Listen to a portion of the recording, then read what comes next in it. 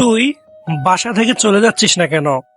তোর মতো এরকম ছেলে আমার দরকার নেই, যে কলেজে যাওয়ার জন্য বাবার কাছে টাকা চায়। বাবা বাসা থেকে কলেজ তো অনেক দূর, হেঁটে যেতে প্রচুর কষ্ট হয়। কিছু করার নেই, টাকা দেওয়া যাবে না। কষ্ট করলে কেষ্ট মেলে। মনটা খারাপ হয়ে গেল, চোখ পানি টলমল করছে। তখনই আমার ফুফাতো বোন রিমি আসলো। ও ক্লাস 2 থেকেই আমাদের বাসায় থাকে, এখন ক্লাস 9-এ পড়ে। মামা টাকা দাও, স্কুলে যাব। আরে মামুনি, তুমি স্কুলে যাবে, আমার সাথে চলো। মামা তোমার কষ্ট হবে, আমি নিজেই যেতে পারবো। আচ্ছা মামুনি, এই নাও 100 টাকা, ভাড়া 30 টাকা, আর টাকা কিছু খেয়ে নিও।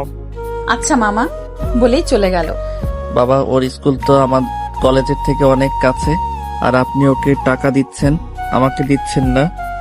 ওই, তোর কাছে জানতে হবে আমি কাকে টাকা দিব আর কাকে দিব না? ওকে টাকা দিচ্ছি কারণ ও মেয়ে মানুষ। ও হেঁটে গেলে রোদ্রে কালো হয়ে যাবে, তাহলে বিয়ে দিতে পারবো না। আর তুই ছেলে মানুষ, কালো হলেই বা কি? তবু আপনি ওকে খাওয়ার জন্য টাকা দিছেন। ঠাস, তুই শিবাকে এত হিংসা করিস কেন? আমি যাকে ইচ্ছা তাকে টাকা দিব, তোর কি? চোখ দিয়ে পানি বেরিয়ে গেল। কাঁদতে কাঁদতে মায়ের কাছে গেলাম। মা রান্নার জন্য সব রেডি করতেছে। আমি তার সামনে দাঁড়িয়ে কাঁদতেছি, তার সেদিকে কোনো খেয়ালই নেই। মা বাবাকে শুধু আমাকে কলেজে যাওয়ার জন্য ভাড়া টাকাটা দিতে বলো। কলেজে হেঁটে যেতে যেতে শার্ট ভিজে যায় ঘামে। থাপ্পড় খাবি নাকি? যাবি এখান থেকে। দেখছিস না রান্না করছি, এখন বিরক্ত করিস না। মা, তুমি একটু বোঝার চেষ্টা করো, আমার খুব কষ্ট হয়। কষ্ট হলে মরে যা, এখন চোখের সামনে থেকে যা। এবার কাঁদতে কাঁদতে বাসা থেকে বেরিয়ে গেলাম কলেজের উদ্দেশ্যে। আসলে এসব আজকে প্রথম না, প্রতিদিন আমাকে শুনতে হয়। এসব শুনেও এই কষ্টের মধ্যে আমাকে থাকতে হয়, না হলে যাব কোথায়? আসলে আমার বাবা মা একটা মেয়ে চেয়েছিলেন, কিন্তু সেখানে আমি পৃথিবীতে আসি। তবু ভালোই চলছিল আমার দিনকাল।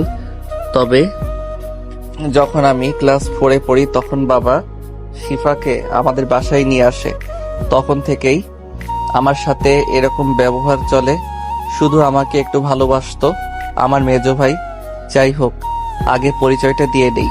আমি আতিক আহসান লিমন, ইন্টার প্রথম বর্ষে পড়াশোনা করি। আমরা 3 ভাই, আমি সবার ছোট। বড় ভাই বউ নিয়ে আলাদা থাকে। আমার বাবা একজন ব্যবসায়ী। যাই হোক, গল্পে ফিরি। আমি হেঁটে হেঁটে কলেজে পৌঁছালাম, শার্ট ঘামে ভেজা। কিরে, এসেছিস? তোর জন্য কতক্ষণ ধরে অপেক্ষা করতেছি। আরে ভাই, মনে হচ্ছে তুই কান্না করছিস। আরে না, কান্না করব কেন? আসলে বাসায় বসে কান্নার ছাপ এখনো রয়েছে মুখে। ও বুঝেছি, চল ক্লাসে যাই। চলো। তারপর সবাই একসাথে ক্লাসে গেলাম। কিছুক্ষণের মধ্যেই স্যার চলে আসলো। সবাই দাঁড়িয়ে সালাম দিলাম। সবাই বসো। এ কি লিমন, তোর শার্ট এত ঘামে ভিজা কেন? পড়ালেখা তো ভালোই করস, কোনো মেয়ের পিছনে ঘুরিসনি তো? ক্লাসের সবাই হেসে উঠল, শুধু আমার 3 বন্ধু বাদে। এটা দেখে খুব খারাপ লাগলো, কিন্তু বেশি কষ্ট লাগেনি, কারণ কলেজের স্যারেরাও কোনো না কোনো ভাবে প্রতিদিন অপমান করে। এগুলো সহ্য করতে করতেও আজ আমি ক্ষত বিক্ষত। যাই হোক, স্যারের কথায় কোনো উত্তর না দিয়ে চুপ করে রইলাম। হয়েছে, থাক, বস। তারপর আমি বসলাম। স্যার ক্লাস শুরু করলো। ক্লাসে অনেক কষ্টে মন বসালাম, কারণ অপমানিত হওয়ার পর ক্লাসে মন বসানো অনেক কঠিন। ক্লাস শেষে বের হলাম। ভাই, বিড়িটা দে, আজকে খাবো। ওরা আমার দিকে অবাক দৃষ্টিতে তাকিয়ে আছে, কারণ আমি ওদেরকে সবসময় মানা করতাম এটা খেতে। আজকে আমি খেতে চাইলাম। কি হলো, দে। সিয়াম এগিয়ে দিল। দিলাম এক টান। ধোয়া হালকা ভিতরে নিতে গিয়ে কেসে উঠলাম। আপনারা হয়তো ভাবছেন ধোয়া ভিতরে নিতে হয়, এটা জানলাম কেমনে? আমি আগে না খেলেও এটা নিয়ে আলোচনা করেছিলাম একদিন। এটা খাই কিভাবে? গল্পে আসি। সিগারেট টানতে থাকলাম, আর চোখ দিয়ে অনবরত পানি পড়ছে। সিয়াম নিয়ে গেল সিগারেটটা জোর করে। ভাই, তুই কান্না করছিস কেন? ভাই, কি করব বলো? বাসায় অবহেলা, বাইরে অপমান, কলেজে অপমান, এই নিয়ে কেমনে থাকবো বলো? মানে বাসা অবহেলা মানে কি বলছিস ভাই? শুনবি? তাহলে শোন। প্রতিদিন বাসা থেকে একদিনও টাকা দেয় না, এমনকি আমার পড়ালেখার খরচও দিতে চায় না। কি একেবারেই দেয় না? দিতে চায় না কি একেবারেই দেয় না। এখন লাস্ট 9-এ বসে আমার প্রাইভেটের টাকা দিছিল, তারপর আর দেয়নি। আমি নিজে টিউশনি করে এইভাবে পড়তে পারতেছি। আমাকে আমার পরিবার চোখেই দেখতে পারে না। আমার মেজো ভাইটা আমাকে ভালোবাসতো, সেও এখন ভার্সিটিতে পড়ে, দূরে থাকে। এটা বলে সামনে তাকিয়ে দেখি ওদের চোখে পানি। কিন্তু তারা এরকম করে কেন? শুনবি আমার কি দোষ? আমার দোষ হলো আমি মেয়ে হইনি। আমার বাবা মা আমার জায়গাতে মেয়ে চেয়েছিল, তা হয়নি। তবুও ভালোই চলছিল। কিন্তু যখন থেকে আমার ফুফাতো বোন শিফা আসে, তখন থেকেই আমার অবহেলিত অধ্যায় শুরু। ও এই ব্যাপার, তাহলে থাকছিস কেন? বাড়িতে চলে আয় আমাদের বাসায়। না থাক, তারা আমাকে যত কষ্টই দিক আমি তাদের সাথেই থাকবো। ও ভাই, সাবধানে থাকিস। আচ্ছা বাসায় যাই, না হলে আবার এই নিয়েও আমাকে মারতে পারে। ওকে যা তাইলে। ওদের থেকে বিদায় নিয়ে বাসার দিকে হাঁটতে শুরু করলাম। কিছু দূর যেতেই দেখি শিফা দাঁড়ানো। আমি দেখেও না দেখার ভান করে হাঁটতে লাগলাম। শিফা এসে আমার সামনে দাঁড়ালো। তুমি আমাকে দেখেও না দেখার ভান করে চলে যাচ্ছ কেন? দেখ বোন, আমার বাসায় যেতে হবে তাড়াতাড়ি, দেরি হলে মারতে পারে আমাকে। যাবো তো। বাসায় আমার সাথে যাবে, দুজনে একসাথে যাব। একসাথে যাব মানে? বলেই একটা রিক্সা দাঁড় করালো। শিফা রিক্সায় উঠে গেল। রিক্সায় ওঠো। না থাক, লাগবে না, আমি হেঁটেই যেতে পারবো। উঠতে বলছি ওঠো, না হলে যে আজকে সিগারেট খেয়েছো সেটা বাসায় বলে দিব। তখন বাধ্য হয়ে রিক্সায় উঠলাম। ভাবতে থাকলাম এই মেয়ে জানলো কি করে। কি হলো, তুমি ভাবতেছো আমি জানলাম কি করে তুমি সিগারেট খেয়েছো? মাথা নাড়িয়ে হ্যাঁ বললাম। আমি তোমাকে নিতে আসছিলাম, এসে দেখি তুমি সিগারেট খাইতেছো বন্ধুদের সাথে, তাই দূরে হেঁটে এখানে এসে দাঁড়ালাম তোমার জন্য। আচ্ছা তুই আমাকে নিতে এসেছিস কেন? আমার ইচ্ছে হয়েছে তাই। এখন চলো। আমি আর কোনো কথা বললাম না। কিছুক্ষণ পর বাসার সামনে চলে আসলাম। আমি নামলাম, শিফাও নামলো উপর থেকে। দেখি মা তাকিয়ে আছে। আমরা ভিতরে গেলাম।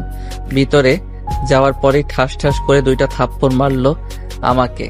বাবা পাশে তাকিয়ে দেখি মা দাঁড়িয়ে। আমাকে মারলেন কেন? মারবো না তো কি করব? তুই শিবার সাথে রিক্সা আসলি কেন? তুই হেঁটে হেঁটে আসবি। এতক্ষণে বুঝতে পারলাম মা এসে বাবাকে বলে দিয়েছে। মামা, লিমন ভাই আসতে চায়নি, তাকে আমি জোর করে নিয়ে এসেছি। ওই তুই চুপ থাক মা, আমি জানি কে কিরকম। লিমন, তোকে যেন আর ওর সাথে রিক্সা আসতে না দেখি। শিপা ভয়ে চুপ হয়ে গেল। আমি আর কি বলবো, চোখ দিয়ে পানি আর বেরোচ্ছে না। কোনো কিছু না বলে রুমের দিকে হাঁটা ধরলাম। ওই দাঁড়া। আমি দাঁড়িয়ে পিছনে তাকালাম। যাচ্ছেন কোথায় আপনি? ঘরের কাজগুলো কে করবে? কাজগুলো না করলে খাবার জুটবে না আপনার। কে আর করবে? আমিই করব। আপনারা ভাবছেন? হাসি মুখে বললাম। কেন? কারণ ঘরের চাকরের কাজগুলো সব আমারই করা লাগে। আর যে করেই হোক পেট তো বাঁচাতে হবে। যাই হোক, কাজ করে বুঝলাম ঘরে মাংস রান্না করা হয়েছে, খাবারটা ভালোই হবে। খাবার খেতে খাবারের কাছে গেলাম। দেখি আমার জন্য খাবার বেড়ে রেখেছে। উপর থেকে থালাটা উঠিয়ে দেখি আমার জন্য শুধু ডাল দিয়ে ভাত রাখা। দেখে খুব খারাপ লাগলো। তবুও আম্মুকে ডাকতে লাগলাম, আম্মু আম্মু আম্মু। কি হয়েছে? এত চিৎকার করছিস কেন? আমার জন্য শুধু ডাল দিয়ে ভাত রেখেছো কেন? আজকে তো মাংস রান্না হয়েছিল। তোকে যা দিচ্ছি তাই দিয়ে খা, এর বেশি তোর কপালে নেই। আর কিছু বললাম না, চোখ দিয়ে পানি বের হলো। মা চলে গেল। ক্ষুধা লাগছিল অনেক, কিন্তু খেলাম না। রুমে চলে গেলাম। রুমে গিয়ে হালকা শুতে গিয়ে শরীর ক্লান্ত থাকায় ঘুমিয়ে গেলাম। হঠাৎ অনুভব করলাম কে যেন আমাকে মারছে। আমি চোখ খুলে দেখি মা লাঠি দিয়ে মারতেছে। কিরে নবাবজাদা, আপনার ঘুম হয়েছে? জানেন না আপনার বিকেলে কত কাজ আছে? মা আর মেরো না, খুব ব্যথা পাচ্ছি। তুই তাড়াতাড়ি উঠে বাসন পত্র ধুয়ে দে। মায়ের মার থেকে বাঁচতে চলে গেলাম বাসন মাজতে। তারপর সব বাসন নিয়ে মাজতে থাকলাম। তখন শিফা আসলো। দাও, এগুলো আমি করতেছি, তুমি দেখো এদিকে কেউ আসে কিনা। না থাক, আমি পারবো, তোকে করতে হবে না। তুই আর আমাকে মার খাওয়াইস না। তোর জন্য সকালে মার খেলাম। শিফা আর কিছু বলল না। ও মনে হয় কষ্ট পেয়েছে, তাই মন খারাপ করে চলে গেল। তারপর আমি সব কাজ করে ওই খাবার খেয়ে টিউশনি করাতে চলে গেলাম। তারপর তাদের পড়িয়ে বাসায় চলে আসার জন্য হাঁটা শুরু করলাম। হাঁটতে হাঁটতে ভাবতে লাগলাম কবে পাবো এই অবহেলিত জীবন থেকে মুক্তি। হাঁটতে হাঁটতে বাসায় চলে আসলাম। বাসায় এসে হালকা কিছু কাজ করলাম, তারপর পড়তে বসলাম। কিছুক্ষণ পড়ালেখা করে খেতে গেলাম। দেখি সবাই খাইতেছে। অবশ্য এতে আমার কোনো দুঃখ নেই, কারণ তারা প্রতিদিনই আমাকে রেখেই খায়। দেখি পাশে আমার প্লেট বেড়ে রেখেছে। আমি চেয়ারে বসে প্লেট উঠালাম। দেখি এখনো ডাল দিয়ে ভাত রেখে দিয়েছে আমার জন্য। পাশে তাকিয়ে তাদের প্লেটে দেখি মাংস। হালকা মন খারাপ হলেও খেয়ে নিলাম। তারপর রুমে চলে গেলাম, পড়তে বসলাম। বাট গরমের জন্য পড়তে পারতেছি না ঠিক মতো। প্রতি রুমে ফ্যান থাকলেও আমার রুমে নেই। টি শার্ট খুলে পড়তে বসলাম। কিছুক্ষণ পড়ালেখা করলাম। ঘামে শরীর ভিজে গিয়েছে। তারপর দিলাম ঘুম। সকালবেলা ঘুম থেকে উঠে দেখি 8টা বেজে গেল। কেউ আমাকে মেরে ঘুম ভাঙায়নি। আমার ভাবতেই অবাক লাগতেছে। প্রতিদিন তো 7টার সময় আমি ঘুম থেকে না উঠলে আমাকে মারতে মারতে শরীর ব্যথা করে দেয়। প্রতিদিন কাঁদতে কাঁদতে আমার দিন শুরু হয়। তবে আজকে আমায় কাঁদতে হলো না। যাই হোক, বিছানা থেকে উঠে ফ্রেশ হয়ে রুম থেকে বের হলাম। বের হয়ে তো আমি আরো অবাক, কারণ মা রান্না করতেছে। তাহলে বাজার করলো কে? প্রতিদিন তো আমাকেই বাজারে যেতে হয়। মা আমার দিকে তাকালো। মা আমাকে দেখেই আমার কাছে এসে আমাকে জড়িয়ে ধরলো। বাবা, আমাকে ক্ষমা করে দে। আমি তোর উপর অনেক অত্যাচার করে ফেলেছি। শুধু আমার মেয়ে হয়নি বলে তোকে অনেক অবহেলা করেছি, তোকে অনেক কষ্ট দিয়ে ফেলেছি বাবা। তুই অনেক কষ্ট পেয়েছিস, তাই না? বলেই কেঁদে দিলাম। আমি একটা ঘোরের ভিতরে আছি। আজকে হলোটা কি? মা এমন ব্যবহার কেন করতেছে? আমি কি বড় কোনো ভুল করে ফেলেছি যার জন্য মা পয়লা মেয়ে ভালো ব্যবহার করতেছে, কিন্তু পরে আমাকে মারবে? আম্মু, তুমি প্লিজ আমাকে বলো আমি কি ভুল করেছি বলো। তবুও তুমি আমাকে মারার জন্য এভাবে কথা বলিও না। আমাকে দরকার হলে মারো। আরে না বাবা, তুই ভয় পাচ্ছিস কেন? আমি তোকে আর কখনো মারবো না, খুব আদর করবো, খুব। শুধু তুই আমাকে তোর সাথে এতদিন করা ব্যবহারের জন্য, তোকে কষ্ট দেওয়ার জন্য, তোর চোখের পানি ঝরানোর জন্য আমায় ক্ষমা করে দে। না মা, তোমার ক্ষমা চাইতে হবে না। শুধু তুমি আমাকে একটু আদর ভালোবাসা দিও, তাতেই হবে। বাবা, সত্যি আমি তোকে বুঝতে পারিনি। তুই আমার রত্ন বলেই জড়িয়ে ধরলো আমাকে। মা, তুমিও খুব ভালো। আরে বাবা, তুই কাঁদছিস কেন? আচ্ছা বাবা, যা তুই রুমে গিয়ে পড়ালেখা কর। যা, আমি রান্না হলে তোকে ডাক দিব। আমি আজকে তোকে নিজের হাতে খাইয়ে দিব। আচ্ছা মা, বলেই রুমের দিকে হাঁটা শুরু করলাম। রুমে গিয়ে পড়ার টেবিলে বসে ভাবতে লাগলাম কেন মা আমার সাথে এত ভালো ব্যবহার করছে। তখনই রুমে শিফা প্রবেশ করলো। কি ভাবছো? তুমি নিশ্চয়ই ভাবছো মামি তোমার সাথে ভালো ব্যবহার কেন করতেছে। তা ভাবতেছি। তুই কি বলতে পারিস আম্মু কেন এই ব্যবহার করতেছে? শোনো তাহলে কালকে রাতের কাহিনী। মামি আর মামা ঘুমাচ্ছিল। হঠাৎ মামির স্বপ্নে তুমি আসলে। তুমি ঘুম থেকে দেরি করে ওঠার জন্য তোমার শরীরে মামি মেরে অনেক রক্ত বের করেছে। তোমাকে এমন ভাবে মারা হয়েছে, তোমাকে এমন মারা মেরেছে যে বেশি রক্তপাত হওয়ার তোমার অবস্থা খারাপ হয়ে যায়। হাবিব ভাইয়া, মেজো ভাই এসে পরে সেখানে। মা, তুমি ওকে এত মারলে কেন? আমার ভাইটার অবস্থা খারাপ করে দিলে। তোমার মনে কি একটু দয়া মায়া নেই? বলেই কেঁদে দিল। মামের এই কথা শুনে খুব খারাপ লাগলো। সে তোমার দিকে তাকিয়ে নিজেও বিশ্বাস করতে পারছিল না তোমাকে এত মেরেছে। তোমাকে রক্তাক্ত অবস্থায় দেখে এদিকে তোমার ভাইয়ার কোলে মাথা রেখে ভাইয়া বলে, এই লিমন, চোখ খোল ভাই। অনেকবার বলার পরও কথা বললে না। তারপরে তোমাকে কোলে নিয়ে হাসপাতালের দিকে হাঁটা দিল। তারপর তোমাকে নিয়ে সামনে থেকে একটা রিক্সা নিল ভাইয়া। এই হাবিব, বাসার গাড়ি নিয়ে তাড়াতাড়ি চল বাবা। না থাক, তোমার বাসার কিছু আমার ভাইয়ের লাগবে না, তুমি থাকো। বলেই রিক্সা নিয়ে হাসপাতালের দিকে গেল। মামি কথাটা শুনে খুব কষ্ট পেল। নিজের ভেতরে ভেতরে খুব অনুতপ্ত হলো। সে ভাবছে সে কি সত্যি এতটা নিষ্ঠুর যে নিজের সন্তানকে মেরে রক্তাক্ত করেছে? তার সন্তানের এত আর্তনাদ তার কানে যায়নি। তার তোমার জন্য খুব মায়া লাগতে লাগলো। সে তাড়াতাড়ি গাড়ি নিয়ে ভাইয়ার রিক্সার পেছনে পেছনে যেতে লাগলো। ভাইয়া হসপিটালে পৌঁছে গেল, মামিও পৌঁছে গেল। ডাক্তার তোমাকে রুমের ভেতরে ঢুকালো, ভাইয়ার সাথে গেল, কিন্তু মামি যেতে চাইলো, ভাইয়া তাকে ঢুকতে দিল না। তখনই মামি চিৎকার করে ঘুম ভেঙে গেল। ওই, আমাকে আমার ছেলের সাথে যেতে দে, আমি আমার ছেলেকে দেখব। আমার অনেক বড় ভুল হয়ে গেছে বলে কান্না করে দিলাম। পাশ থেকে লাফিয়ে উঠল মামা। এই কি হলো তুমি এভাবে চিৎকার করলে কেন? কি হয়েছে? আমরা ছেলেটার উপর বেশি অত্যাচার করে ফেলেছি, ওকে আর কষ্ট দেওয়া যাবে না। হ্যাঁ, আসছে তুমি ওর সাথে ভালো ব্যবহার করো। আমার ওকে ভালো লাগে না, আমি আগের মতোই থাকবো। তুমি যা করার করো, আমি গিয়ে আমার ছেলেকে একবার দেখে আসি বলেই তুমি যেতে বের হলাম। আল্লাহ জানে কি স্বপ্ন দেখছে, যা করার করো। তুমি আমার এত আধিক্যতা ভালো লাগে না বলেই শুয়ে পড়লো। এইদিকে মামি তোমার রুমে এসে দেখে তোমার শরীর ঘামে ভেজা, নিয়ে ঘুমাচ্ছ। সে মাথায় হাত বুলিয়ে নিজের শাড়ির আঁচল দিয়ে তোমার ঘাম মুছে অন্য ঘর থেকে পাখা এনে বাতাস করতে লাগলো। সকালবেলা চলে গেল, তারপর মামাকে জোর করে বাজারে পাঠালো আর চাকর রাখতে বলল। তারপর তোমার ঘুম ভাঙার পর তো জানোই বলেই কালকে রাতের কথা শেষ করলো। আজকে খুব খুশি লাগতেছে রে। খুশি তো লাগবেই, আর হাবিব ভাইয়া আসবে তা তো নিশ্চয়ই জানো। ভাইয়ার পরীক্ষা শেষ, এখন একেবারে জন্য আমাদের বাসায় চলে আসবে। আচ্ছা আমি গেলাম বলেই চলে গেল। তারপর আমিও পড়তে বসলাম। কিছুক্ষণ পর মা ডাক দিল খাবার টেবিলে। আমি বাধ্য ছেলের মতো তার কাছে গেলাম। তারপর মা আজকে আমাকে তার পাশে বসালো। হাই বাবা বস, আমি আজকে তোকে নিজের হাতে খাইয়ে দিব। আমি বসে পড়ে বাবার দিকে তাকালাম, দেখি চোখ বড় করে তাকিয়ে আছে। আমি ভয়ে চোখ নামিয়ে নিলাম। মা ভাত মেখে আমার মুখের সামনে ধরলো। নে বাবা নে, আজকে তোর পছন্দ মতন মাংস রান্না করেছি। আমি ভাত মুখে নিলাম, খুশিতে কান্না করে দিলাম। আরে বাবা, কান্না করছিস কেন? খাবারটা হ্যাঁ, তুই আর কান্না করিস না।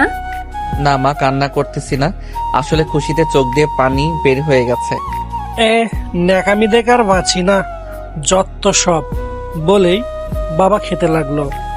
আমার খারাপ লাগলো একটু, কিন্তু কিছু বলার নেই। খাবার খাওয়া শেষ করলাম, তারপর রুমে রেডি হয়ে কলেজের জন্য বের হলাম। এই নে 500 টাকা।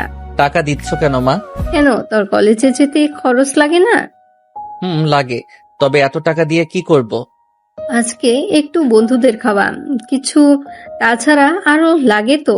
তবুও এত লাগতো না। তুই কলেজে যা, সাবধানে যাবি আর ক্লাস করে বাসায় আসবি। আর আমি জানি তুই টিউশনি করাস, আজকে বিকেলে গিয়ে সব বাদ দিয়ে দিবি বাবা। আচ্ছা মা, বলেই টাকা নিয়ে কলেজের দিকে রওনা দিলাম। বাইরে গিয়ে দেখি শিফা দাঁড়ানো। আমি আসাতেই রিক্সা ডাকলো, আর একটা রিক্সা চলেও আসলো।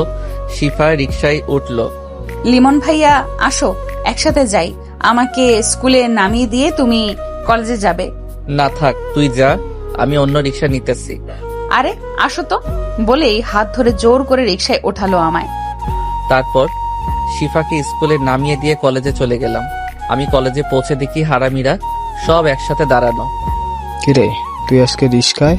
কি ব্যাপার? মামা, আজকে আমি অনেক খুশি। কেন, কিসের জন্য? তারপর ওদেরকে বাসার সব কাহিনী বললাম। যাক, ভালো হয়েছে, তাহলে চল ট্রিট দিবি। ওকে চলো বলেই ক্যান্টিনে গেলাম। তারপর ওদেরকে কিছু খাইয়ে ক্লাসে গেলাম। ক্লাসে ঘটলো আরেক কাহিনী। ক্লাসে গিয়ে আমরা সবাই একসাথে বসলাম। একসাথে বসে গল্প করতেছিলাম, তখনই স্যার ক্লাসে চলে আসলো। কিরে লিমন, তুই এত দুষ্টুমি করেছিস কেন আজকে? স্যার, দুষ্টুমি করলাম কোথায়, শুধু একটু কথা বলছিলাম।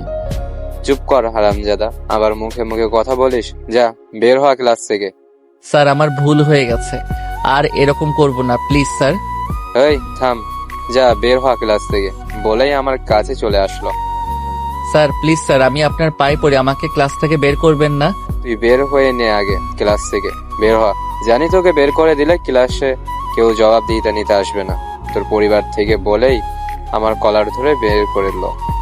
স্যার, ছেলেটার কলার ছেড়ে দিন আপনি। সবাই দরজার দিকে তাকালো। আমিও দরজার দিকে তাকিয়ে দেখি মা এসেছে। আমি অবাকের চরম শিখরে। আমার মা কলেজে এসেছে। আমার মা এর আগে কখনো কলেজে আসেনি। আমার বন্ধুরাও অবাক। আপনি কে যে আমাকে কলার ছাড়তে বলছেন? আমি কে তা পরিচয় এখনই পেয়ে যাবেন স্যার। এদিকে আসুন তো। তখন প্রিন্সিপাল স্যার দরজার সামনে আসলেন। আপনি লিমনের কলার ধরে আছেন কেন? স্যার না, মানে আসলে প্রতিদিন ক্লাসে দুষ্টুমি করে ও। চুপ করুন আপনি, আমি সব শুনেছি। আপনি বলতে গেলে রীতিমতন ওর উপর অত্যাচার করেছেন। স্যার আমি কিছুই করিনি, দেখুন ও বিয়াদবি করে তাই এমন করি। আপনাকে আর আমাদের কলেজে শিক্ষকতা করতে হবে না। আমি পুলিশকে ডাকতেছি, আপনার ব্যবস্থা পুলিশেই করবে। স্যার আমার ভুল হয়ে গেছে, আমি আর এমন করব না, প্লিজ আমার সাথে এমন কইরেন না। না, আপনার মতো শিক্ষকের দরকার নেই কলেজে। স্যার থাক, তাকে পুলিশে দিতে হবে না। একজন শিক্ষক তো, তার অনেক অপমান হবে। তার থেকে তাকে ক্ষমা করে দিন। প্রিন্সিপাল স্যার আমার দিকে অবাক দৃষ্টিতে তাকিয়ে আছে। বলছি, দেখছিস না তোর সাথে কি ব্যবহার করে? এরকম স্যারের শিক্ষা পাওয়াই উচিত। না মা, যতই হোক সে আমার গুরুজন, তার কোনো কিছু করার দরকার নেই। সে শুধু একটু তার ভুলগুলো শুধরালেই হবে। আচ্ছা ঠিক আছে, তোর জন্য আজকে এরকম শিক্ষককে ক্ষমা করে দিলাম। এরপর যদি কখনো করে তাহলে তাকে চাকরি থেকে বরখাস্ত করব তো করবই, এবং তার সাথে শাস্তির ব্যবস্থাও করব। জি স্যার, আমাকে ক্ষমা করে দিন, আমি এরকম কখনো করব না। আমাকে একটা শেষ সুযোগ দিন। আমার পরিবারে নিয়ে এমনিতেই আমি খুব কষ্টে আছি। আমার এই চাকরি গেলে আমার পরিবার খুব কষ্টে থাকবে। কি ক্ষমা চাচ্ছেন ক্ষমতাবান লিমনের কাছে? ওর জন্যই তো আপনাকে ক্ষমা করে দিলাম। ওর কাছ থেকে শিখুন। লিমন বাবা, তুই আমার চোখ খুলে দিয়েছিস। তুই সত্যি খুব ভালো একটা ছেলে। আর আরে আমি তোকেই কিনা এত কষ্ট দিয়েছি। আসলে তোর বাসা দিয়ে কেউ আসেনি তো আমি একটু আনন্দ পেতাম। আমার অনেক বড় ভুল হয়ে গেছে, তুই এতে কিছু মনে করিস না। আমাকে শোধরানোর একটা সুযোগ দে। না স্যার, ক্ষমা চাইতে হবে না। আপনি শুধু ঠিকভাবে শিক্ষকতা করেন, এটাই আমি চাই। তারপর আম্মুকে বুঝিয়ে বাসায় পাঠালাম। তারপর আবার ঠিকমতো ক্লাস শুরু হলো। ক্লাস শেষ করে বন্ধুদের সাথে কিছু কথা বলে বাসায় ফিরলাম। খুশি লাগছে, কারণ বিকেলবেলা ভাইয়া বাসায় আসবে। ভাইয়া আমাকে খুব ভালোবাসে। যাই হোক, দুপুরে খাবার পর যেখানে যেখানে টিউশনি করতাম সেখানে চলে গেলাম এবং তাদেরকে জানিয়ে দিলাম আজ থেকে আমি পড়াতে পারবো না। তারা অনেক কষ্ট পেল। পরিবার আমাকে ভালোবাসতে শুরু করেছে, এতে তারা অনেক খুশি। বাসায় আসতে আসতে ভাইয়া ফোন দিল। হ্যালো ভাইয়া। আমি এসে পড়েছি প্রায়। আমাকে নিতে বাস স্ট্যান্ডে আয়। ওকে ভাইয়া, আসতেছি, আমি তোমার জন্য অপেক্ষা করব। ওকে আয়। তারপর কল কেটে দিয়ে ভাইয়ার জন্য বাস স্ট্যান্ডের উদ্দেশ্যে একটা রিক্সা নিয়ে যেতে শুরু করলাম। একটু পর পৌঁছে গেলাম। একটা চিপস কিনে খেতে শুরু করলাম। খাওয়া শেষ হলো, এর মধ্যে ভাইয়া চলে আসলো। আমি দৌড়ে ভাইয়ের কাছে গেলাম। ভাইয়া আমাকে দেখেই ব্যাগগুলোর নিচে রেখে আমাকে জড়িয়ে ধরলো। কিরে, কিছু খাস না নাকি? অনেক শুকিয়ে গেছিস তো বুঝেছি। বাসা থেকে এখন অনেক কষ্ট দেয়, তাই না? না ভাইয়া, আম্মু এখন আমাকে ভালোবাসে অনেক, কিন্তু বাবা মাকে এখনো দেখতে পারে না। আল্লাহর কাছে দোয়া কর, একদিন সব ঠিক হয়ে যাবে। এখন বাড়ি চল, তোর জন্য অনেক গিফট এনেছি, বাসায় গিয়ে দেখাবো। তারপর ভাইয়াকে নিয়ে বাসায় গেলাম। বাসায় যেতে দেখি বাবা ভাইয়াকে কত আদর করতেছে, যা দেখে চোখে পানি চলে আসলো। কারণ আমাকে কোনোদিন বাবা এরকম করে আদর করেনি, সব সময় শুধু করেছে অবহেলা। তখনই শিফা আমার পাশে এসে দাঁড়ালো। কি হলো, তুমি কান্না করতেছো কেন? বুঝেছি, মামা ভাইয়াকে এত আদর করতেছে তাই তোমার খুব কষ্ট হচ্ছে, তাই না? রে, এরকম কখনো আমাকে আদর করেনি। আমি তার কি ক্ষতি করেছি? সে কখনো আমাকে চোখেই দেখতে পারে না। থাক, কষ্ট পেও না, একদিন সব ঠিক করে দিবে। তারপর ভাইয়া রুমে চলে গেল। আমাকে বলে গেল, লিমন তুই রুমে আসিস তো একটু পর ফ্রেশ হয়ে। আমিও তার কথা মতো আমার রুমে চলে গেলাম। রুমে গিয়ে তো আমি অবাকের চরম শিখরে, কারণ আমার রুমটা খুব ভালোভাবে গোছানো এবং আমার রুমে ফ্যান লাগানো। এরকম হবে আমি সত্যিই ভাবিনি। যাই হোক, আমি ফ্রেশ হয়ে ভাইয়ার রুমে গেলাম। ভাইয়া আসবো? আরে তুই এসে গেছিস, আয় আয়। তোর আমার রুমে আসতে অনুমতি লাগে নাকি? আর কখনো আমার রুমে আসতে হলে অনুমতি নিবি না, ঠিক আছে? আচ্ছা ভাইয়া, বলো কি জন্য ডেকেছো? আগে আমার কাছে বস, তারপর বলতেছি। আমি ভাইয়ার পাশে গিয়ে বসলাম। তোর খুব কষ্ট হয়েছে এতদিন, তাই না? না ভাইয়া, আমি এখন খুব ভালো মতোই আছি। তা তো তোর শরীর দেখেই বোঝা যায়। আমি চুপ করে রইলাম এবং চোখ দিয়ে পানি বের হয়ে গেল। ভাইয়ার ভালোবাসা দেখে। আরে আরে, কাঁদছিস কেন? আমার কিন্তু ভালো লাগে না। এই, আমি তোর জন্য কি এনেছি? আমি তার দিকে তাকালাম, দেখি ভাইয়া অনেক জামা প্যান্ট এনেছে আমার জন্য এবং একটা ঘড়িও একটা সানগ্লাসও দিল। এগুলো তোর পছন্দ হয়েছে তো? আমি মাথা নাড়িয়ে হ্যাঁ বললাম। আচ্ছা, আচ্ছা, আরো কিছু লাগলে বলবি। তুই আমার কলিজা, যা চাইবি তাই দেওয়ার চেষ্টা করব। আচ্ছা ভাইয়া, তুমি না খুব ভালো, বলেই ভাইয়াকে জড়িয়ে ধরে কান্না করে দিলাম।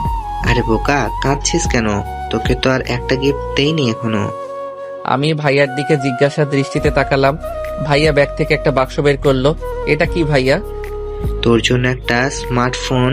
আমার ভাই কলেজে উঠবে, তার স্মার্টফোন চালাবে না, তা কি করে হয়? আমার তো ফোন দেখে খুশিতে লাফাতে ইচ্ছা করলো। লাভ যেই দিতে যাব ভাইয়ার দিকে তাকিয়ে আবার থেমে গেলাম। হয়েছে হয়েছে, নাচতে হবে না। যা রুমে গিয়ে ফোন চার্জ দে। আর জামা কাপড়গুলো ঠিকঠাক আছে কিনা? আমিও ভাইয়ার কথা মতো সব করলাম। এভাবে চলে গেল একটি মাস। খুব ভালোভাবেই কেটেছে, কিন্তু বাবার জন্য খুব কষ্ট লেগেছে মাঝে মাঝে। এখন বাসায় ভাইয়ার বিয়ের কাজ শুরু হয়েছে। আজকে মেয়ে দেখতে যাব সবাই রেডি হয়ে বের হলাম। তখনই আচ্ছা, ওর যাওয়া লাগবে কিসে? আমার দিকে ইঙ্গিত করে। আমি দাঁড়িয়ে গেলাম, কষ্টে চোখে পানি এসে গেল। আহা, আজকেও আমার ছেলেটাকে খাদালে। তুমি কি জীবনেও ভালো হবে না? ওর মতো ছেলে আমার দরকার নেই। ওর জন্য আমি খারাপ হলে আমি খারাপ। আচ্ছা ঠিক আছে, তোমরা যাও, আমি বাসায় থাকবো বলেই বাসার দিকে হাঁটা ধরলাম। ওই দাঁড়া, আমার জন্য মেয়ে দেখতে যাচ্ছে, আর তুই যাবি না? তাহলে তো আমিই যাব না। বলেই আমার কাছে এসে আমার হাত ধরে নিয়ে গাড়িতে উঠালো। আমি আর কোনো কথা বলতে পারলাম না, গাড়ি ছেড়ে দিল। কিছুক্ষণের মধ্যেই পৌঁছে গেলাম আমরা। গাড়ি থেকে নেমে ভাইয়ার সাথে থেকে একসাথে তার সাথে বাসার ভিতরে গেলাম। বাবা মা সবার সাথে কুশল বিনিময় করলো। তারপর মেয়ে নিয়ে আসা হলো। মেয়ে ভাইয়ার পছন্দ হলো এবং 1 সপ্তাহ পর বিয়ে ঠিক করা হলো। বিয়েতে ঘটলো আরেক কাহিনী। সপ্তাহ পর বিয়ে ঠিক করা হলো, সবাই বাসায় চলে আসলাম। তারপর বিয়ের কাজ শুরু হয়ে গেল। ভাইয়াও খুব খুশি বিয়েতে। তবে ভাবির সাথে আমার এখনো কথা হয়নি। ভাইয়া বলেছিল কথা বলতে, কিন্তু বলিনি। যাই হোক, বাসায় অনেক কাজ। ভাইয়ার কথা মতো আমি আমার বন্ধুদেরকেও দাওয়াত দিলাম। আমি বাবার সামনে তেমন একটা যেতাম না, ভয়ে যদি বন্ধুদের সামনেও আমাকে অপমান করে সেই জন্য। তবুও সময় পেলে কিছু না কিছু করত, যাতে আমি কষ্ট পাই। এভাবে চলে আসলো বিয়ের দিন। সব আত্মীয় স্বজনরা চলে আসলো। আমরা সবাই চলে গেলাম ভাবিদের বাড়ি। সেখানে গেটে টাকা দিয়ে ভিতরে ঢুকলাম। বন্ধুরা আলাদা হলো মেয়ে দেখার জন্য। আমার তো আর সেদিকে ভালো লাগে না, একা হাঁটতে লাগলাম। কোথা থেকে যেন একটা মেয়ে আসলো। হাই বিআই সাহেব। জি, আমাকে বলছেন আপনি? তোমাকেই বলছি। কিন্তু আপনাকে তো চিনতে পারলাম না। আমি হলাম তোমার ভাবির একমাত্র ছোট বোন ঋতু। ও, তাহলে তো আপনি আমার বেয়ান। তখনই কোথা থেকে যেন শিফা আসলো। আর লিমন ভাইয়া, এখানে কি কথা হচ্ছে? আই মেয়ে, কে তুমি? দেখছো না ওর সাথে কথা বলতেছি? তাহলে মধ্যে আসলে কেন? আরে ওই মেয়ের সমস্যা কি? এই হচ্ছে আমার বয়ফ্রেন্ড এবং ফুফাতো ভাই। আমি শিফার কথা শুনে তো অবাকের চরম শিখরে। ও কি বলছে এসব? মানে এটা কি সত্যি লিমন? আমি কিছু বলতে যাব তার আগেই ও কি বলবে, যা বলার তা আমি বলে দিয়েছি। এটা কি হচ্ছে লিমন? এই মেয়ে চুপ থাকো, ওর সাথে আর কথা বলবি না বলেই আমার হাত ধরে ওখান থেকে অন্য জায়গায় নিয়ে গেল। এই তুই কি করছিস বলতো? তুই ওকে এসব কথা বললি কেন? সর এখান থেকে, আমি একটু ভালো থাকতে চাই, থাকতে দে। কেন? আমি তোমার খারাপ কি করেছি? এমনিতেই তো জানিস বাবা আমাকে চোখে দেখতে পারে না, তার উপর আবার তুই যে ব্যবহার করছিস, বাবা যদি জানতে পারে আমাকে মেরে ফেলবে। শিফা কিছু না বলে চুপ করে রইল। তখনই বন্ধুরা আসলো। কি, কোথায় থাকোস? আমরা একসাথে ঘুরলাম আর তুই একা একা থাকোস? আরে ভাই, এইমাত্র কাহিনী ঘটেছে অনেক। কি কাহিনী দোস্ত? তারপর ওদেরকে ঋতু আর শিফা কি করেছিল সব বললাম। আরে ভাই, এটা মিস করলাম আমরা। ভাই, তবে মনে হয় তোকে শিফা ভালোবাসে। ভাই আমার দিকটা দেখ তুই। তোর দিক দিয়ে তুই ওর ঠিক আছিস। আচ্ছা ভাই বাদ দে, চল ভাইয়ার সাথে দেখা করে আসি। তারপর সবাই মিলে ভাইয়ার কাছে গেলাম। সেখানে গিয়ে দেখি ভাইয়াকে স্টেজে বসানো হয়েছে, ভাবিও পাশে আছে। একবার কথা বলতে গিয়েও আবার বলিনি, কারণ আমার কথা বলতে লজ্জা লাগছিল। যতই হোক অচেনা ছিল, আর সে যদি আগে কথা বলতো তাহলে আলাদা কথা ছিল। যাই হোক, আমি ভাইয়ার সাথে টুকটাক কথা বলে আবার বন্ধুদের কাছে গেলাম। এবার ওদের সাথে হাঁটতে লাগলাম। তখনই আবার ঋতু আসলো। এই যে লিমন, একটু শোনো। বলুন। এখানে বলা যাবে না, একটু আলাদা করে কথা বলি। না থাক, যেতে হবে না, ওরা সবাই আমার সবকিছুই জানে। প্লিজ একটু কথা বলবো। লিমন থাক, যা কি বলে শুনে আয়। তারপর আমাকে ঋতু ওদের থেকে একটু দূরে নিয়ে গেল, যেটা চোখ এড়ায়নি শিফার। ওর খুব কষ্ট হতে লাগলো। যাই, নিয়ে যাওয়ার পর এখন বলুন কি বলবেন। দেখো, আমি জানি তোমার ওই মেয়েটার সাথে কোনো সম্পর্ক নেই, আমি সব জানি। তো তাতে আপনার কি? আমার কি তা হলো? আমি তোমাকে ভালোবাসি, আমি তোমাকে হারাতে চাই না। আমি জানি ওই ড্যানিটাও তোমাকে ভালোবাসে। দেখুন, আমি এসব পছন্দ করি না, আমি লেখাপড়া করতে চাই। এটা ভালো, কিন্তু তোমাকে খুব ভালোবাসে বলেই জড়িয়ে ধরতে চাইলো। এটা দেখে তো শিফা প্রায় কান্না করে দিল, কিন্তু এদিকে ঋতু যেই আমাকে জড়িয়ে ধরতে যাবে তখনই ঠাস করে একটা থাপ্পড় দিলাম। কি ভেবেছেনটা কি আপনি? এটাকে ভালোবাসা বলে আজকে দেখে পছন্দ হয়েছে বলে আপনি প্রপোজাল দিয়েই জড়িয়ে ধরতে চাইলেন? এটা কি ভালো মেয়েদের কাজ? তাই বলে তুমি আমাকে থাপ্পড় মারবে? তো কি করব, আমি এসব অসহ্যকর কিছু ভালো লাগে না, আর আমি এগুলো প্রশ্রয় দেই না। আমাকে ঋতুর সাথে খারাপ ব্যবহার করতে দেখে শিফা মনটা ভালো হয়ে গেল। শিফা মনে মনে যেটা চেয়েছে সেটাই হলো। তুমি কাজটা ভালো করলে না লিমন, তোমাকে এর হিসাব দিতে হবে বলে গেলাম। আমি চলে গেলাম বন্ধুদের কাছে। কি রে, কি হলো ওখানে? আরে ভাই, তারপর ঋতুর ওখানে যা যা ঘটেছে তা বললাম। আরে ভাই, ঋতু মেয়েটা এখন যদি তোর সাথে কিছু করে? কি করবে, আমি তো আর ওকে বাজে কিছু করিনি, দোষটা ওর ছিল। তাও ঠিক। তারপর খাওয়ার জন্য ডাক দিল সবাইকে, আমরা খেতে চলে গেলাম। ভাইয়াকেও খেতে বসানো হলো আলাদাভাবে, সবাই খেতে লাগলো। আর অন্যদিকে ঋতু কান্না করতে করতে চলে গেল তার বোনের কাছে, মানে আমার ভাবির কাছে। সবকিছু ওর আপুকে খুলে বলল। আরে বোকা, কাঁদছিস কেন? আমি ওকে শাস্তি দিব, আগে ওদের বাসায় গিয়ে নিই। তারপর ঋতু আচ্ছা বলে চলে গেল ওখান থেকে। তারপর ভাবি ভাবতে থাকলো কিভাবে আমাকে উচিত শিক্ষা দিতে হবে। যাই হোক, গল্পে আসি, খাওয়া দাওয়া করে বিয়ে পড়িয়ে বাসার দিকে রওনা হলাম। একটা দিক খেয়াল করলাম, ঋতুও আমাদের বাসায় যাচ্ছে। ও যাচ্ছে যাক, আমার কি? আমি আমার বন্ধুদের নিয়ে একটা গাড়িতে উঠে দুষ্টুমি করতে করতে বাসার দিকে গাড়ি যেতে থাকলো। কিছুক্ষণের মধ্যেই গাড়ি বাসার সামনে এসে পড়লো। সবাই গাড়ি থেকে নেমে রেডি হলো ভিতরে যাওয়ার জন্য। মা দরজার সামনে দাঁড়িয়ে ভাইয়া ও ভাবিকে বরণ করলো। তারপর সবাই বাড়ির ভিতরে প্রবেশ করলাম। হালকা ক্লান্ত লাগছিল, তাই বন্ধুদেরকে নিয়ে রুমে গেলাম। সবাই ফ্রেশ হলাম। বাড়িতে সবাই আনন্দ করতেছে, আর অন্যদিকে ঋতু মন খারাপ করে ওর বোনের কাছে বসে আছে। তাই আর ওর বোন মানে আমার ভাবি চুপ থাকতে পারলো না। তখন সে তার বোনকে একটা বুদ্ধি বলে দিল আমার ক্ষতি করার জন্য। ঋতু এতে খুশি হলো, আমার কিছু একটা ক্ষতি করতে পারবে, ওর থাপ্পড়ের প্রতিশোধ নিতে পারবে। এদিকে আমরা ফ্রেশ হয়ে বের হলাম। তারপর সবাই মিলে বাইরে বসে আলাদা আড্ডা দিতে লাগলাম। তখনই ঋতু আসলো আমাদের কাছে। আমি একবার তাকিয়েও না দেখার ভান করে থাকলাম। লিমন শোনো, একটু কথা বলার ছিল। বলুন, আপনি কি বলবেন? আর দুপুরে থাপ্পড় মারার জন্য সরি। আপনি যেটা করেছেন ওটা ভালো মেয়েদের কাজ না। আমিও আমার ভুল বুঝতে পেরেছি, তাই তো একটু কথা বলতে এসেছি। একটু আলাদা কথা বলি। তারপর ওর সাথে একটু আলাদা হলাম। এবার শিফা খেয়াল করেনি আমরা আলাদা কথা বলতেছি। তবে ঋতু তখন ফোন বের করে কাকে যেন কি মেসেজ লিখলো। বলুন এখন। দেখো, আমি যা করেছি সবকিছু না জেনে বুঝে করেছি। আমি আমার ভুল বুঝতে পেরেছি। ওকে, সমস্যা নেই, এখন থেকে এগুলো খেয়াল রাখবেন। তখনই বাড়িতে একটু চিল্লাচিল্লি শুরু হলো। সবাই সেখানে গেলাম। দেখি ভাবি বলতেছে সে তার একটা গয়না খুলে ওয়াশরুমে গিয়েছিল, এখন এসে সেটা পাচ্ছে না। ভাবির এসব কথা শুনে সবাই চলে আসলো সেখানে। কখন হলো এমন? এই মনে করো 10 মিনিট হলো। আমি প্রথমে খুঁজতে থাকলাম, কিছুক্ষণ খোঁজার পর পেলাম না, তখন তোমাদের জানালাম। কি বলছো আপু? আমি 10 মিনিট আগে তোমার ঘর থেকে লিমনকে বের হতে দেখলাম। আমি তো এই কথা শুনে একটা শক খেলাম। কি বলছেন আপনি? আমি তো এতক্ষণ আপনার সাথেই কথা বলছিলাম। আপু, তুমি ওর কথা বিশ্বাস করো না। তুমি ওকে চেক করে দেখো, বা ওর ঘর চেক করো। কি বলছেন এসব আপনি? আমি এই ঘরে আসলামই বা কখন, আর চেক করারই বা কথা আমাকে নিয়ে উঠছে কেন? তুই চুপ কর, তুই আমার কাছে আয়। আমি খুব ভয় পেয়ে বাবার কাছে গেলাম। আমি আমার পকেট চেক করতে লাগলাম। হঠাৎ দেখলাম বাবা আমার পকেট থেকে একটা চেইন বের করলেন। আমি তো অবাক, এই চেইন আমার পকেটে আসলো কি করে? বাবাও আমার দিকে খুব রাগি চোখে তাকালো, তারপর আমাকে ছেড়ে সেখান থেকে চলে গেল। ভাইয়া আমার কাছে এসে ঠাস করে 2টা থাপ্পড় দিল। তোকে কি আমি কখনো কম কিছু দিয়েছি যে চুরি করতে হবে? ভাইয়া বিশ্বাস করো, আমি এটা চুরি করিনি। এটা কিভাবে আমার পকেটে আসলো আমি কিছুই জানি না। তাহলে চেইনটা কি ওর পকেটে হাওয়ায় ভেসে গেল নাকি? তুই আর আজকে থেকে আমাকে ভাই বলে ডাকবি না।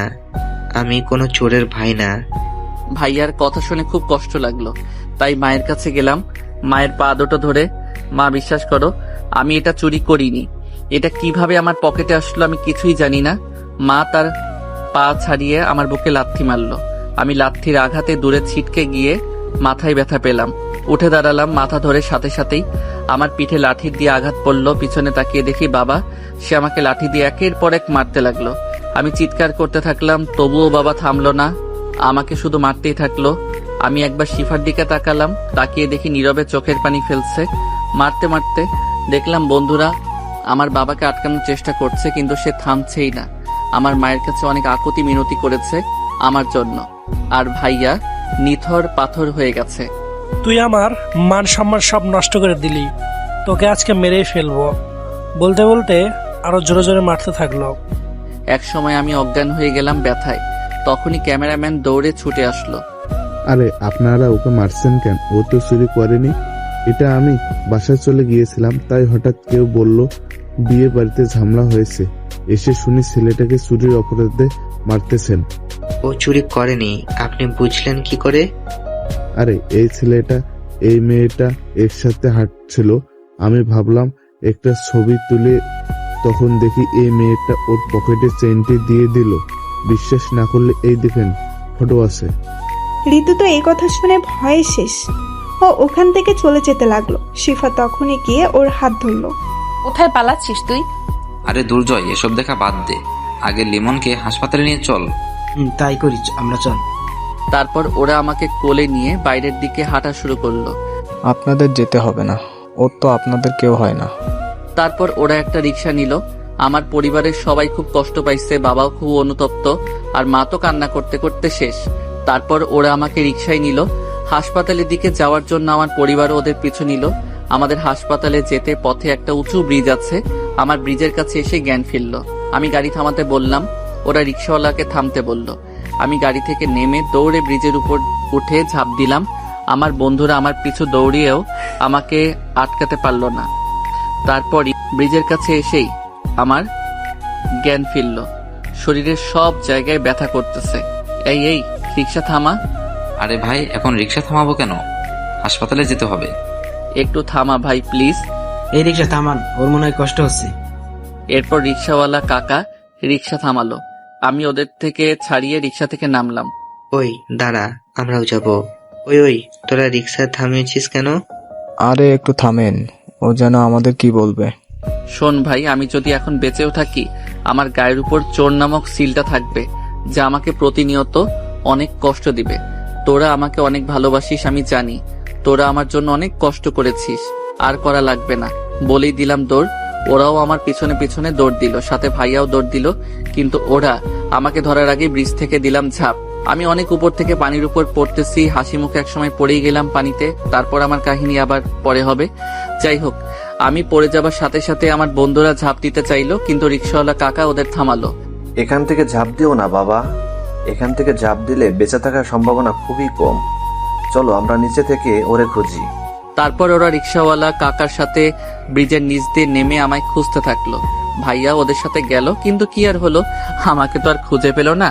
ওরা অনেকক্ষণ খুঁজলো, কিন্তু ওরা শুধু এক জায়গায় একটু রক্ত পেল। নদীতে প্রচুর স্রোত ছিল। ওরা উপরে উঠে এলো, কিন্তু ভাইয়া খুঁজতে লাগলো কান্না করতে করতে। তারপর রিক্সাওয়ালা কাকা জোর করে ভাইয়াকে উঠালো। কাকা, আমাকে আমার ভাইটাকে স্রোতে কোথায় নিয়ে গেল ধরতে পারলাম না। আমার ভাইটার এখন অবস্থা খুব খারাপ। আমার পরিবারের সবাই আমি যেখানে এসে ঝাঁপ দিছি সেখানে এসে দাঁড়িয়ে কাঁদতেছে। ভাইয়া ও আমার বন্ধুরাও সেখানে আসলো। আমার ছেলেটার আমার কাছে এসেছিল, বলতে ও কিছু করেনি, কিন্তু আমি আমার ছেলেকে লাথি মেরে সরিয়ে দিয়েছিলাম বলেই রিজের উপরের একটা পিলারের সাথে মাথায় বাড়ি দিয়ে কান্না করতে করতে অজ্ঞান হয়ে গেলাম। শিফা তো সেই কখন থেকে কান্না করতেছে। ভাবি আর ঋতু ভয়ে চুপ করে আছে। বাবা, সে পাথর হয়ে গেছে। তখনই ভাবি ওখানে আসলো। ভাবি ভয়ে চুপ হয়ে গেল। ভাবি ওর কথা শুনে স্থির হয়ে গেল। হাবিব, চল জোয়ার কোন দিকে, এদিকে যাই, লিমনকে পেতে পারি। চলেন, আমিও যাব। তোর ওর কেমন বন্ধু, তোরা ওকে আটকাতে পারলি না?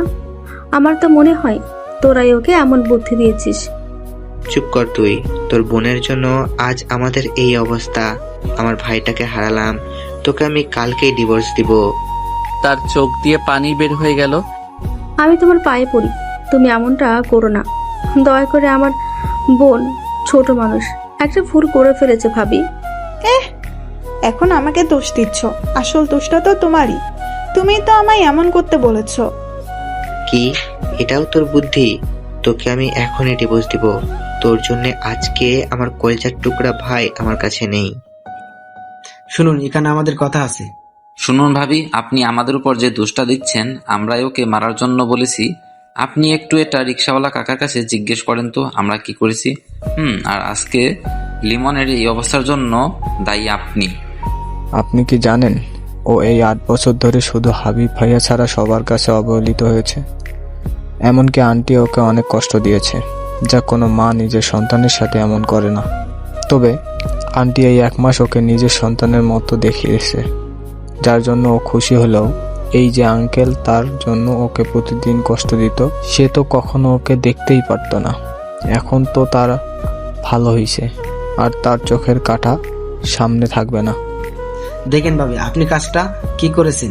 একটা অবহেলিত ছেলে আনন্দ পেতে শুরু করলো, আর আপনার জন্য আজ সেই আছে নাকি নেই তাও বলা যাচ্ছে না।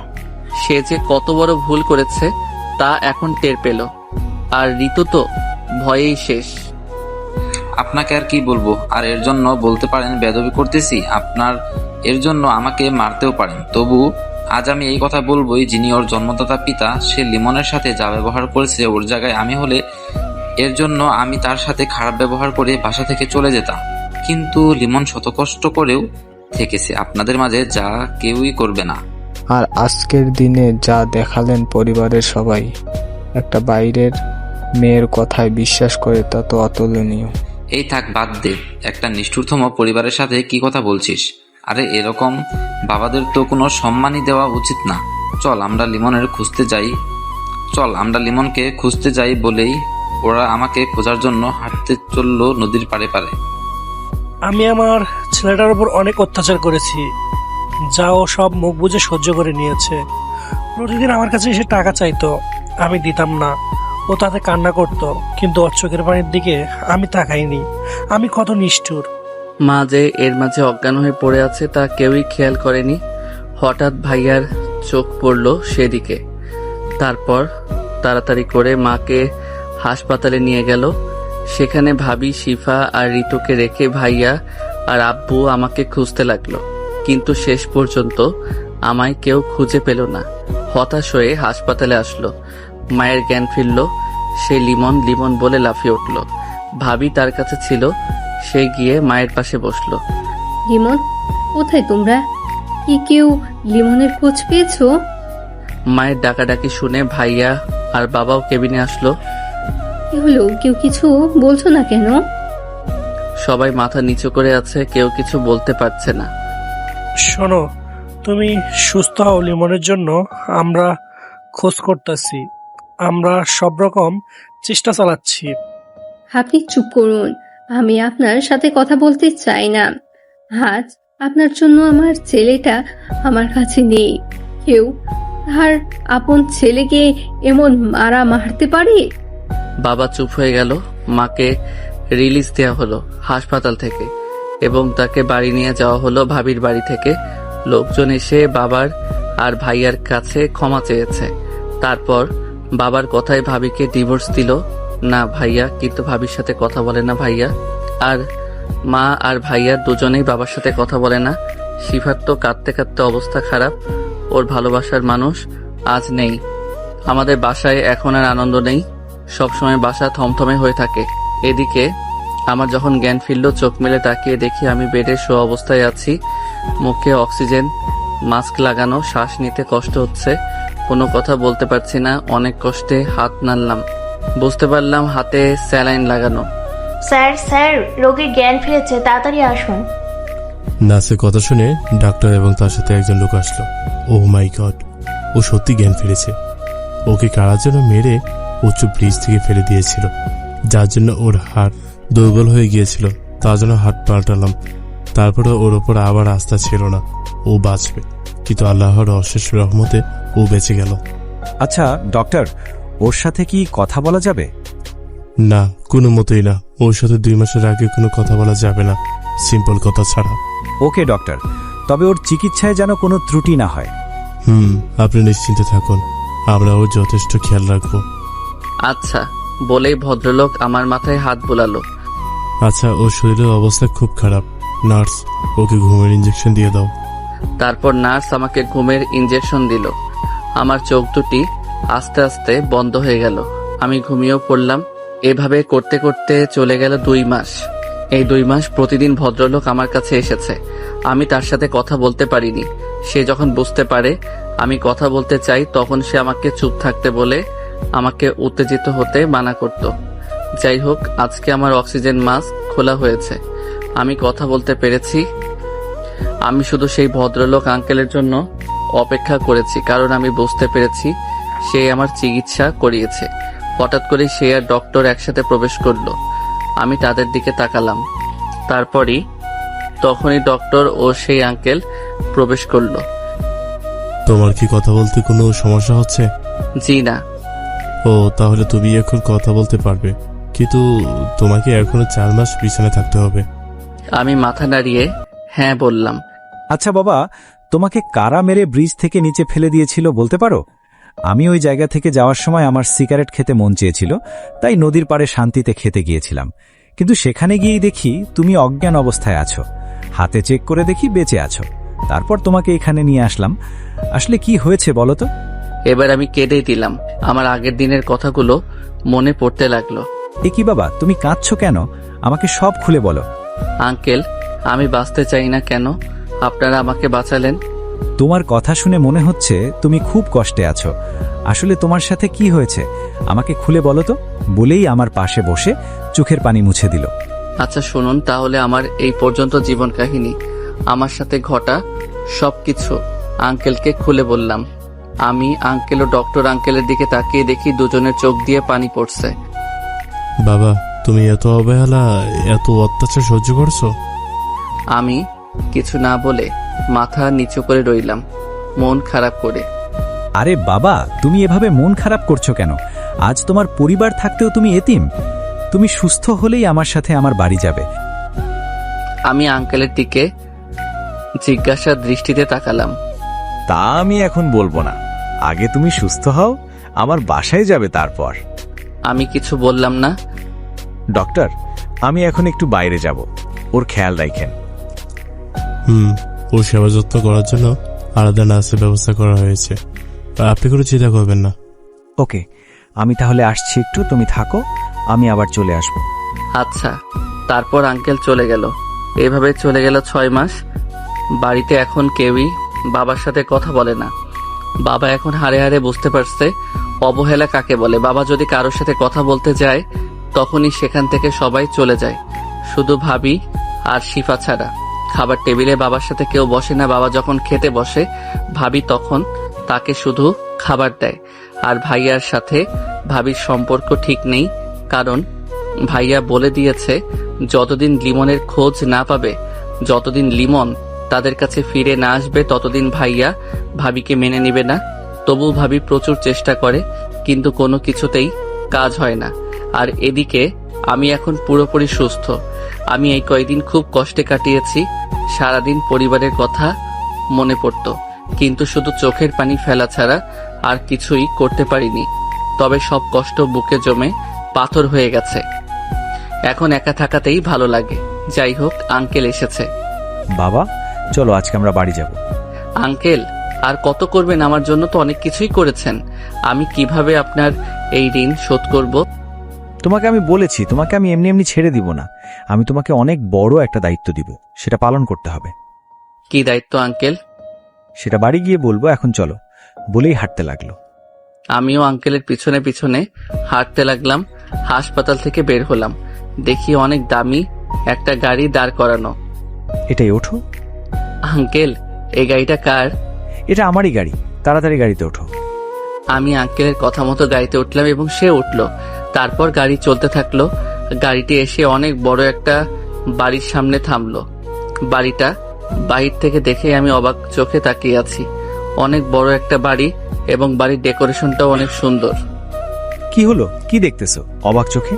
আসলে এটা কি আপনার বাসা আঙ্কেল? আজ থেকে তুমি এখানেই থাকবা আমার সাথে। কোনো সমস্যা আছে? তুমি যদি চাও তোমার পরিবারের কাছে ফিরে যেতে, সমস্যা নেই, যেতে পারো। দেখুন আঙ্কেল, আমি বাইরে কাজ করে বাঁচবো, তবুও আমি আমার পরিবারের কাছে ফিরে যাব না। আর আপনি নাকি কি দায়িত্ব দিবেন, সেটা পালন করেই আমি বাইরে থাকবো, সমস্যা নেই। তুমি বাইরে থাকো নাকি সেটা পরে দেখা যাবে, আগে বাসার ভিতরে চলো। জি আঙ্কেল। বলেই আঙ্কেলের পিছনে পিছনে যেতে লাগলাম। আমি বাসার ভিতরে গিয়ে তো আরো অবাক, বাইরের থেকেও ভিতরে ডেকোরেশন আরো সুন্দর। শোনো, তুমি আগে গিয়ে ফ্রেশ হও, তারপর কথা হবে। এই রহিম, এদিকে আয়, ওর রুমটা দেখিয়ে দে। জি সাহেব, চলুন। দেখুন রহিম কাকা, আমি আপনার ছেলের মতো, তাই আমাকে সাহেব না বলে নাম ধরে ডাকুন। আচ্ছা বাবা, তোমার মন মানসিকতা অনেক ভালো।